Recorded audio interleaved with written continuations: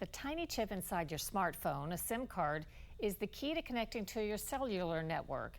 But nefarious actors have figured out how to weaponize thousands of them in swarm attacks to spread disinformation, steal financial information, and jam entire communication networks. Scott Thuman reports. In September, as President Trump and the First Lady arrived to address the United Nations, the escalator abruptly stopped. It wasn't the only technical glitch of the day. These are the two things I got from the United Nations, a bad escalator and a bad teleprompter. President called for an investigation. And at the same time, the Secret Service had already discovered a very separate, wide-ranging threat that could have crippled the UN meetings and much of New York City. A so-called SIM farm in a nearby New York City apartment, roughly 100,000 SIM cards connected to servers and capable of sending millions of messages, overwhelming communications, potentially crippling emergency services. The first question might be, what is a SIM card? Well, it's this: a small smart chip that securely stores your phone number and your carrier details.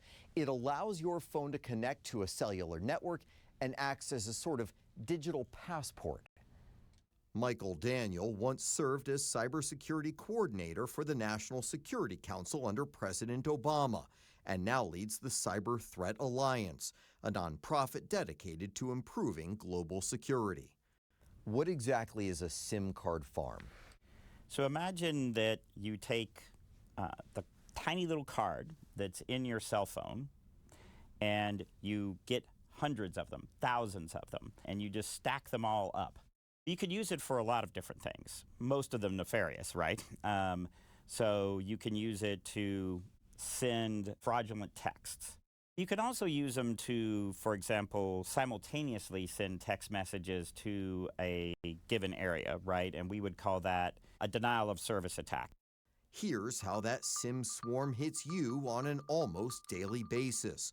Those fake job offers and opportunities, warnings you owe money for toll road violations or that you have to pay postal service fees, all designed to steal your credit card information, identity, or to influence what you're thinking.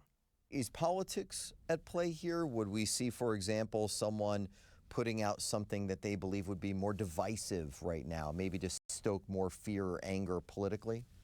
That's always a possibility, right? You can use these sorts of things to deliver politically motivated messages. You can also use it to spread disinformation. And make the senders plenty of cash. The Wall Street Journal reporting Chinese criminals tricked Americans out of more than $1 billion over the last 3 years, just from those fake toll and postage fee texts. So who's behind it?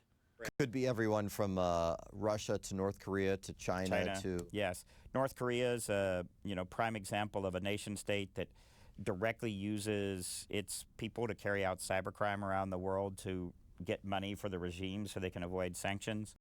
So, yes, there's a wide variety of, potential malicious actors that could be behind it. How confident are you that law enforcement has the ability to detect these sorts of problems and shut them down?